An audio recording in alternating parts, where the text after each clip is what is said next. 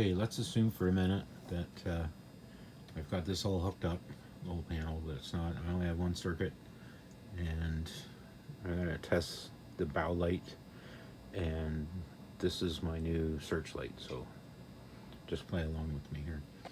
I've wired in a switch, and it's an illuminated switch. So when I go to turn on the searchlight, the LED in the mimic panel lights up, and the searchlight comes on. Now that's a basic circuit. Now, some of the ones here that have an energized indicator and a running indicator, they will get their feeds directly from the control equipment for those two pieces of equipment, and the same for the fuel transfer pump and the crash pump. So they will be wired different.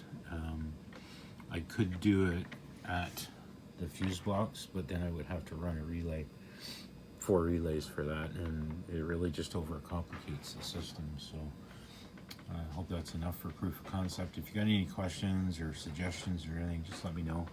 I just wanted to show you that it does work.